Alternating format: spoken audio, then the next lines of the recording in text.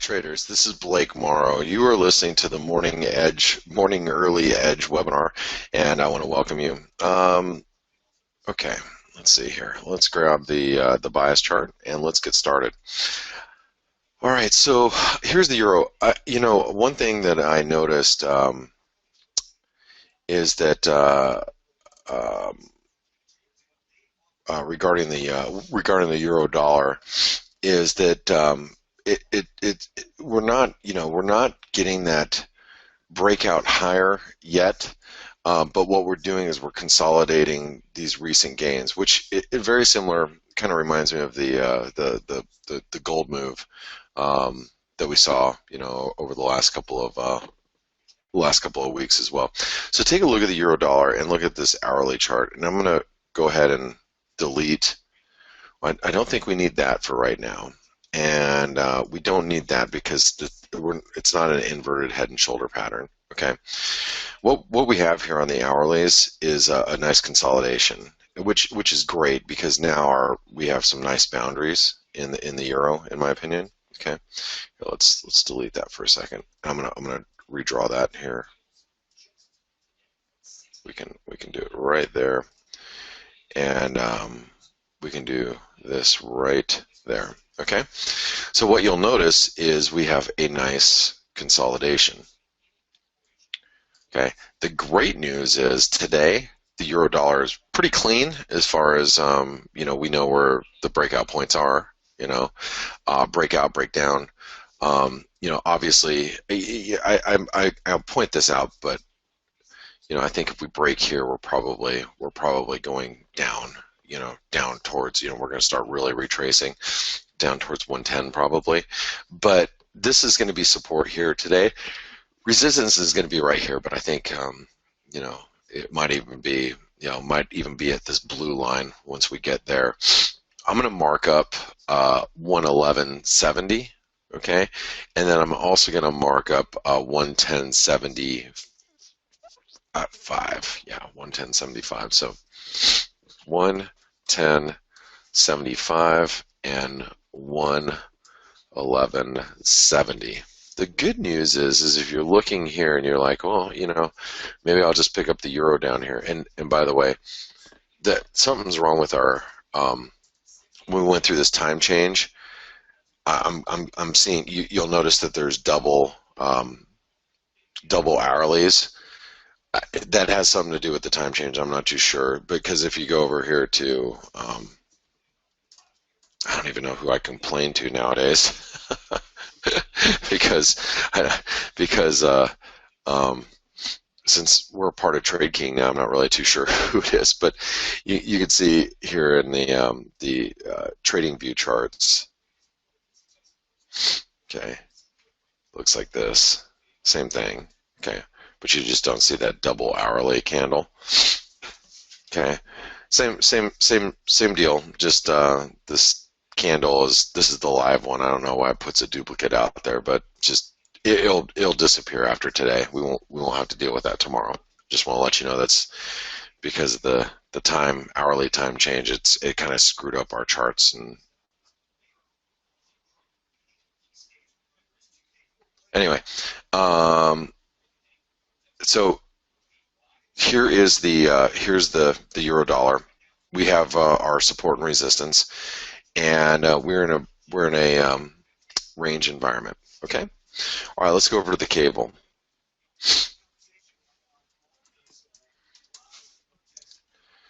Okay.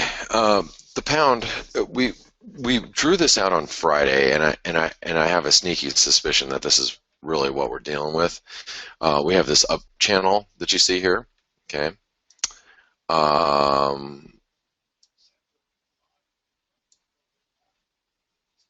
Hold on really quick. Sorry.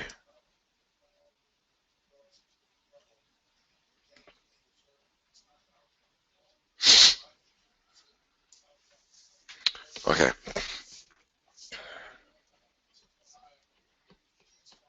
So here's the cable, and we rallied right past resistance on Friday, and just enough to trip some stops. Matter of fact, a couple of the guys in our chat room smart enough to fade Eric, that you did it too, so I want to say kudos.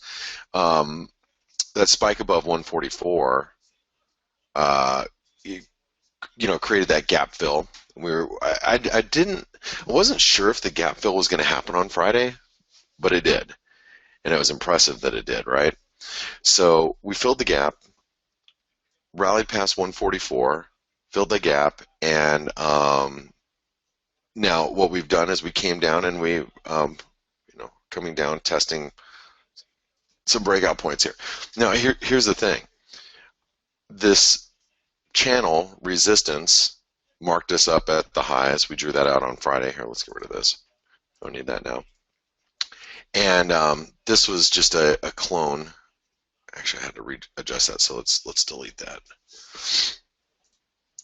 Copy, paste. Okay. This suggests that we're probably going to break lower here, but the fall will be limited. Okay. And if you think about the pound, okay, let's go over to a 4-hour chart. Okay. That was the trend line that we broke on Friday, or maybe it was Thursday when we broke it, and we noticed how we held it. Okay. And so a move back down here to channel support, retest of this trend line would be a great opportunity to be on the long side. Now, unfortunately, that's about 120 pips away from where we're at. But if you guys want to be on the long side of the, if you want to be on the long side of the pound, you want to do it down here, not up here. Okay. So that means that support right now comes in right here. Now we may not even make it down here because frankly, I think the euro is going higher. I'm not long the euro dollar right now. I'm long the euro Canadian. I'm long a little bit of euro New Zealand, but I think the euro dollar is actually going higher at this point.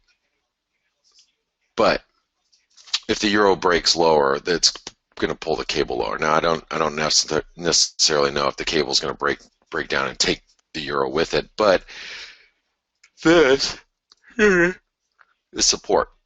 And you guys are going to hear me yawn a lot over the next couple of weeks as I get adjusted to this getting up at 3 o'clock in the morning gig, because it takes me a while to get to bed when I try to go to bed at 7:30 at night. It takes me a while to get to bed, so that's why you're going to hear me yawn for a while. I have to get used to the schedule. 143.10 will be resistance or support, excuse me. And if we break through that, then you're looking at a move down to maybe 142.50. Okay. Resistance is obviously 144.05, but it'll be the 144.30 that we peaked at on Friday. Ish. And we are now, okay, we're out of our range. And we're starting to turn bullish because we are now out of the this down. Have we been? Wait a second. Did we just go from? Did we go from bearish to range? I'm trying to think.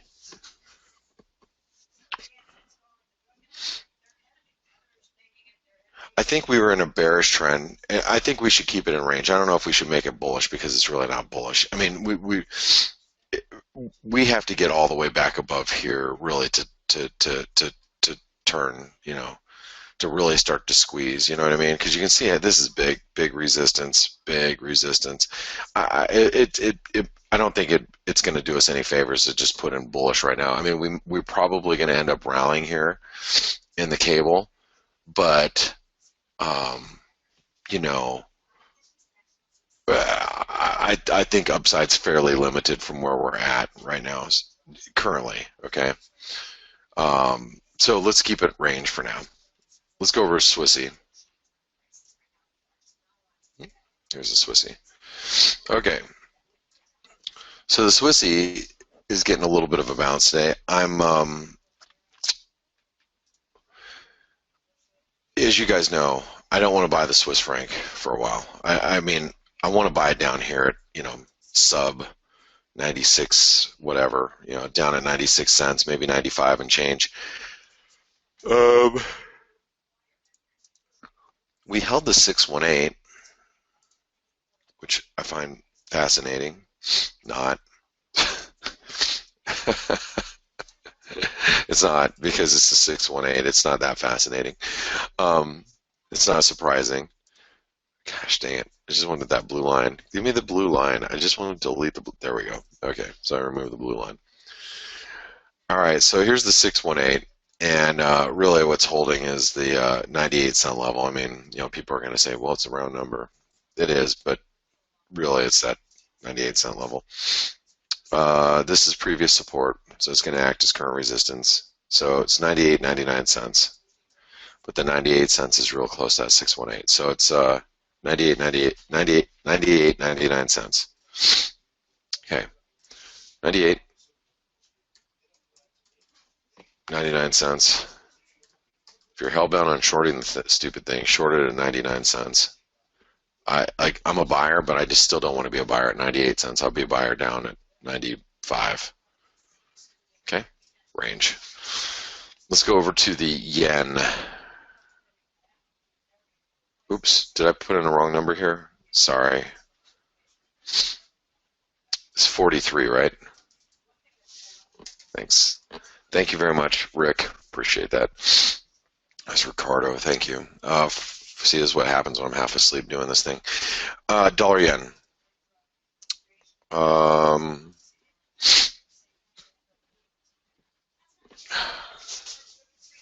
Excuse me a second, guys.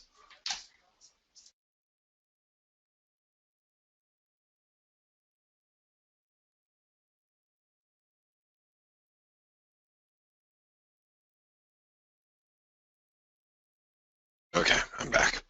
All right, so here's the dollar yen. Now remember, the BOJ is meeting right now. Well, they have a couple of day meeting. They started meeting yesterday, and then they conclude their meeting tonight. You'll notice that the range is tightening in the yen, and this is important. Here, let's get rid of that.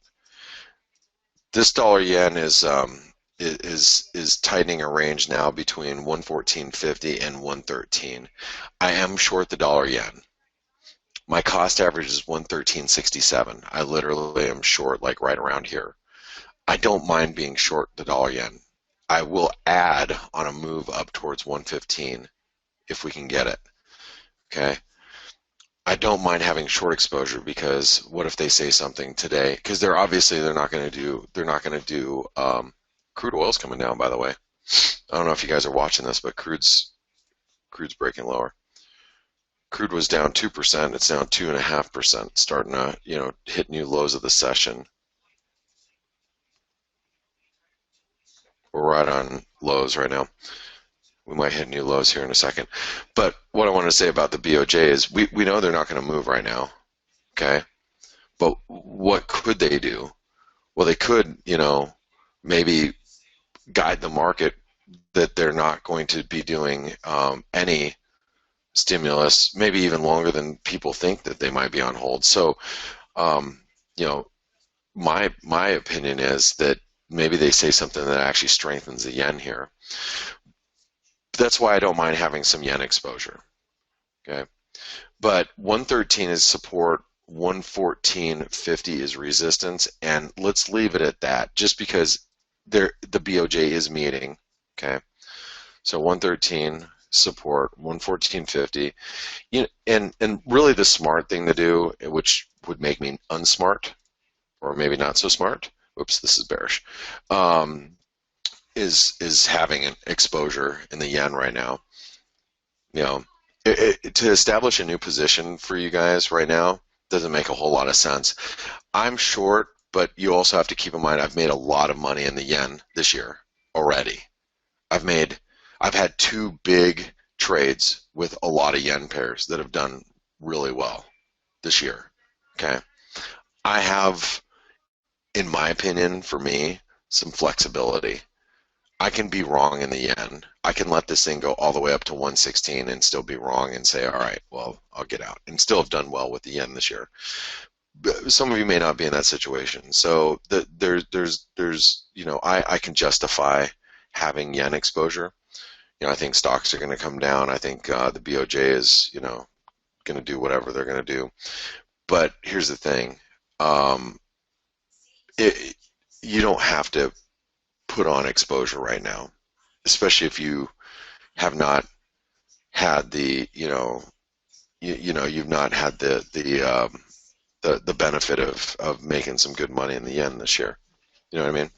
Because I'll tell you, I think if we break 113, we're going to have, there's a lot of money to be made on the downside here too.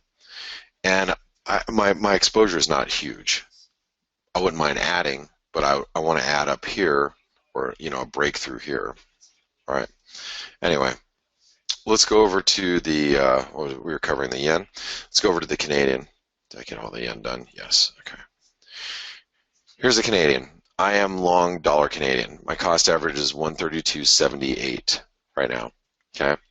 Now, if you look at the dollar Canadian, there's this 161% extension. Okay, first of all, there's a few things with the Canadian.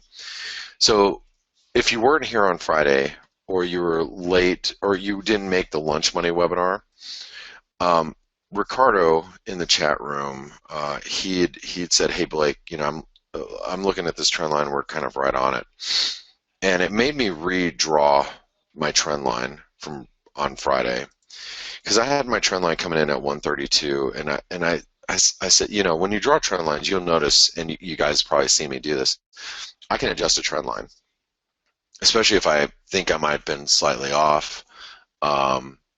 If I don't think I have it drawn correctly, I'll redraw it, and I'm constantly adjusting them on my charts. When I'm on my charts, I'll adjust them from, I'll kind of go, oh, okay, well, maybe it's like this or like that, or maybe it's over here.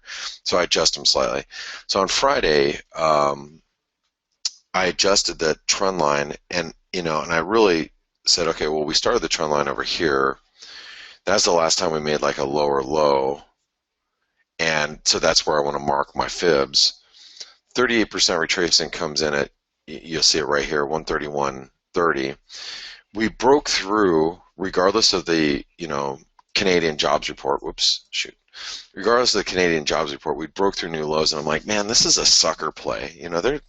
They're just trying to stop out longs, and I'm like, I had once I redrew the trend line that Rick was talking about, I'm like, maybe I just drew it incorrectly, and I'm like, well, as long as we hold above 32 by the end of the day, I'm going to stick with it. And we were close enough, when we closed. I'm like, I'm sticking with it, and I'm still long the dollar Canadian. I had to adjust my position. I had to bring down my sizing a little bit to make sure I can compensate for a move below 131.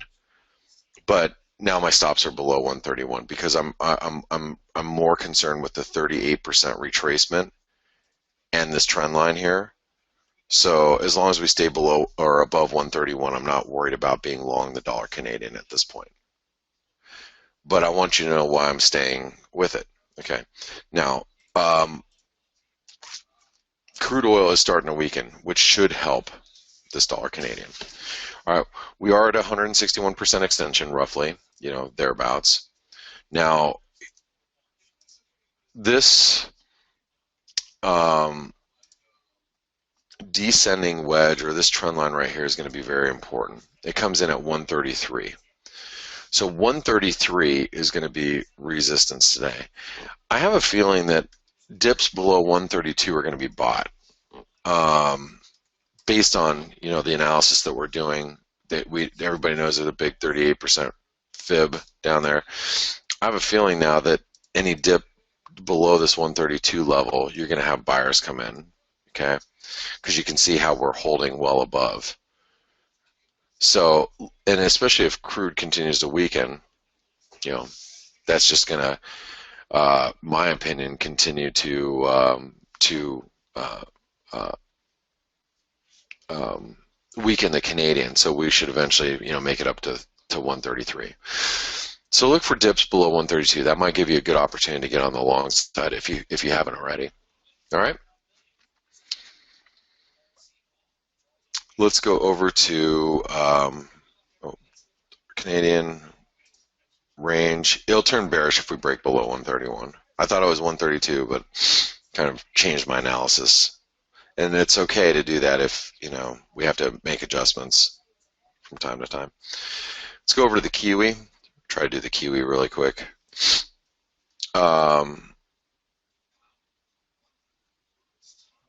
Yeah, I see crude, trying to break lower. It's cool.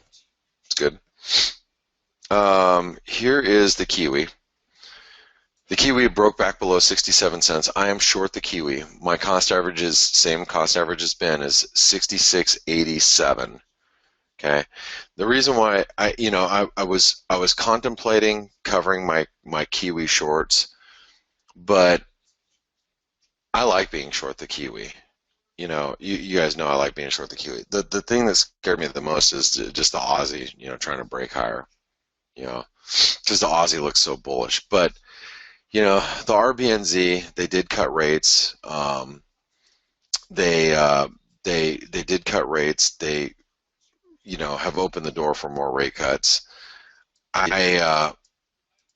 So that has been resonating with me.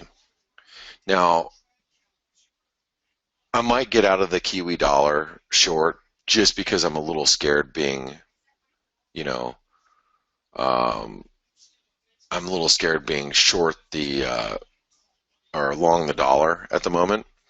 But if I get out of my Kiwi, it's not because it's more for dollar reasons, not necessarily for New Zealand dollar reasons, because I will stay short the Kiwi, whether it's short the, Kiwi through the Aussie. I have some long Euro, New Zealand, and pound New Zealand small positions. I can always get more aggressive. I'm short the New Zealand yen a little bit. I can always get more aggressive, so I can short the Kiwi through other ways. I don't know if I really want to play long the dollar at this point, is what I'm trying to say. So anyway, if the Kiwi drops a little bit further, I may just cover up my position this morning. Because I'm only down like 9 pips right now. I might just cover it up and just, because I really would rather be on the short side of the dollar, personally. But the Kiwi is breaking lower and trying to break lower. Let's see where support is. See these double hourlies. They won't be here tomorrow, but we're at a 50% retracement. 618 comes in at 66.77. Spike low down here, 66.70. That should offer support. Okay. Point 66.70. Resistance is, what are the highs? 67.55. And we are in a range. All right, guys. When I come back, I will continue on. We'll do the Aussie dollar index, peso, all fun stuff. So don't go anywhere. Be back in a few minutes. Thanks.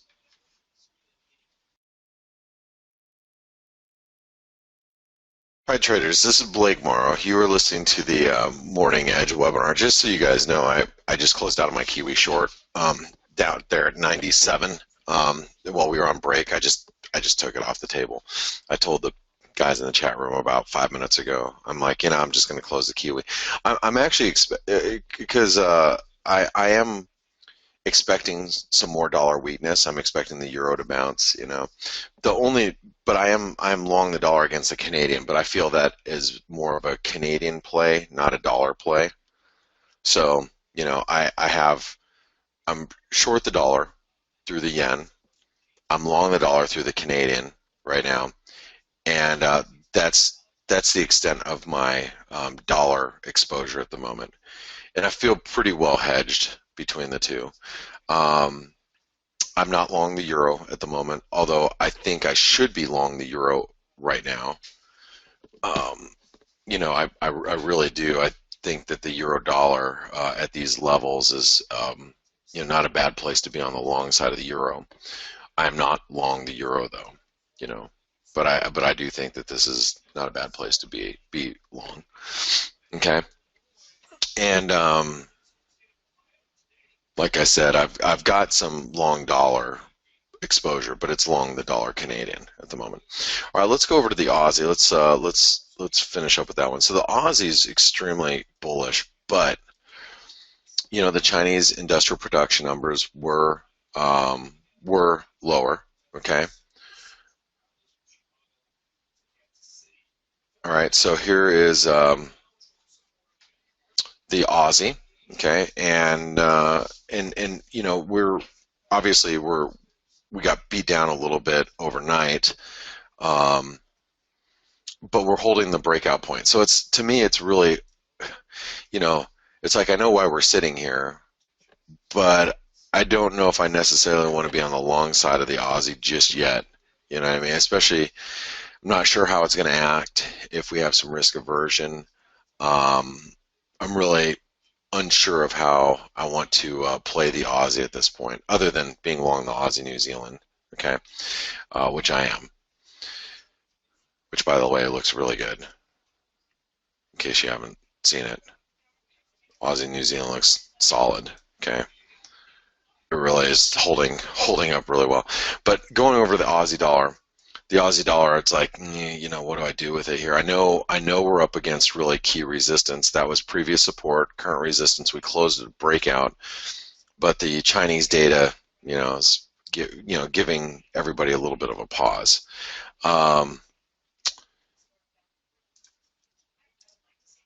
This though will keep us bullish as long as we continue to make higher lows. All right.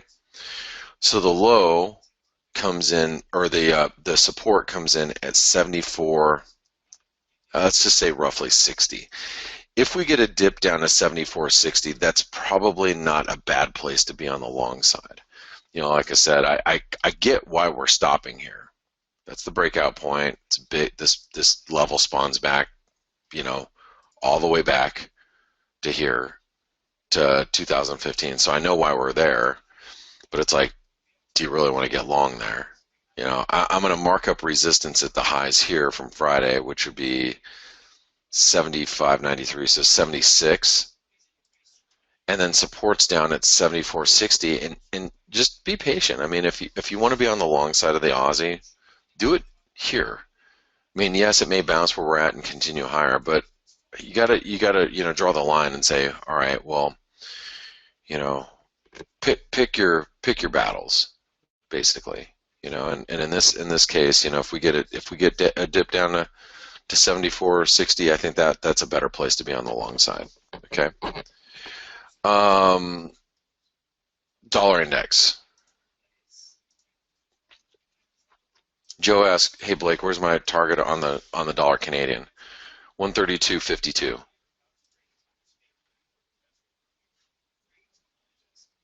Oh, we're here. I'm just kidding, Joe.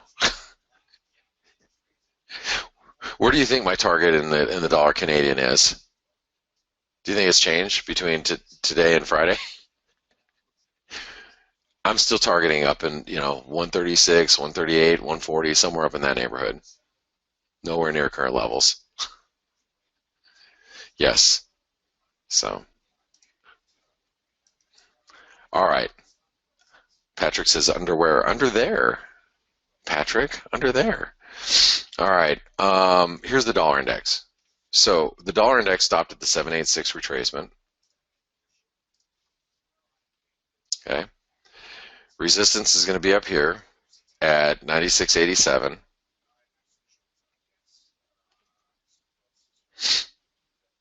Okay. So 96, we're at 96.85, 96, and that's it. 96, 96.85. Is it bad that it's 5 o'clock in the morning and my eyes are burning like somebody lit them on fire, put butane fluid in my eyeballs and then lit them on fire? Is that a bad thing? Because my eyes are burning right now and it's only 5 o'clock in the morning. I don't know how I'm going to feel 12 hours from now. Range. Okay. All right. Let's go peso.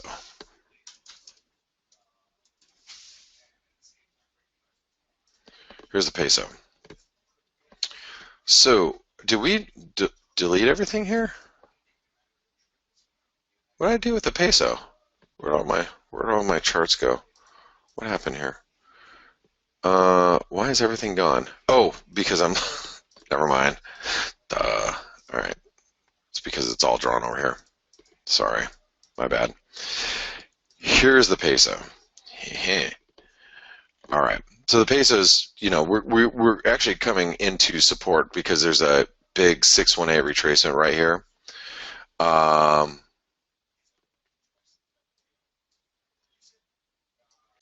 We have the breakout point right here, 618 right there.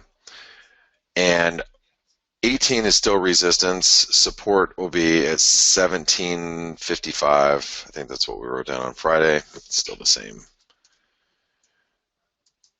Okay, so what price did I want to make it at? Support 1755. Resistance 18. All right.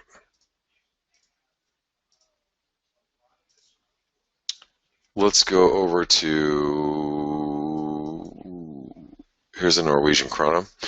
Yeah, it's interesting. The Norwegian krona, it's obviously right now it's moving inversely to the dollar or to the euro, but with crude coming down, we had a really bearish breakdown, okay, on Friday. I almost blogged about it on Friday. I didn't blog about it, but I was thinking about blogging about it. I just got tied up doing some other things on Friday. But that, we might have had a false breakout here, especially with crude. If crude's going to fall, the U.S. dollar and Norwegian krona could bounce back. So what we did is we ended up holding that spike low right there, 842, and then we went to like 840, 839.52. I'm going to write down 840 as support, really major support here.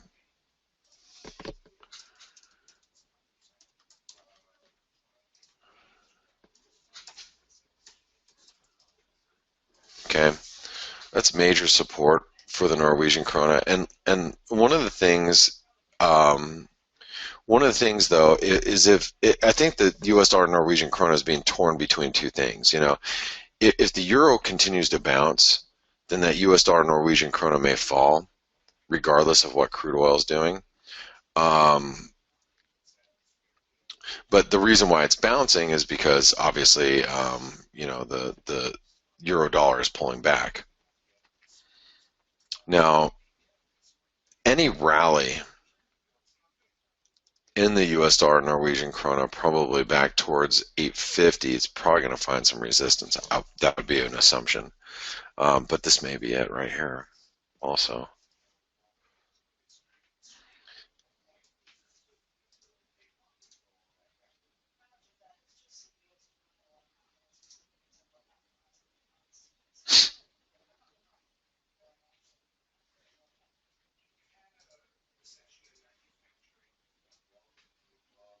I tell you, the U.S. dollar Norwegian krona looks like a good short here, frankly, especially if crude's going to bounce back. But I'll mark up resistance at 850, but it's probably got really great resistance right now. We're in a range, threatening to turn though, so just be careful. Here's Swedish krona.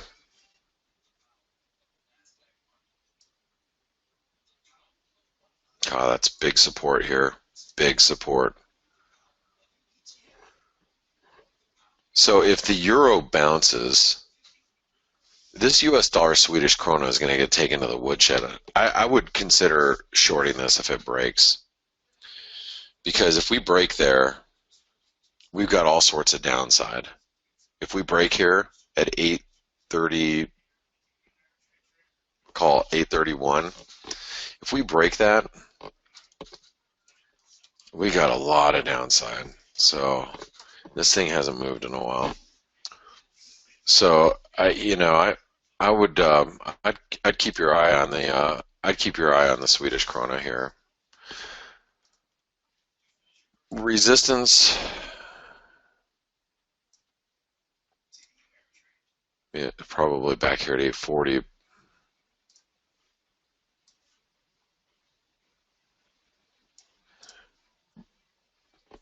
I don't think we're getting up there today, personally.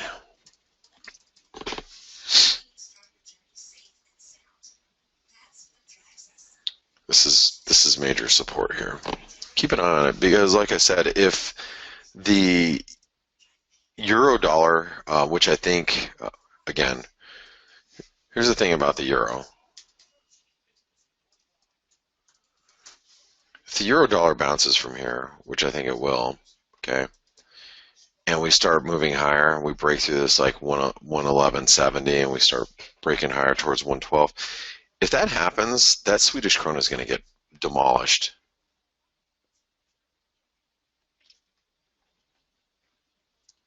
All right.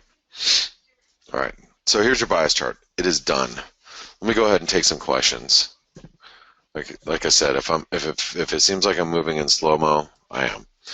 John says, I feel for you, Blake.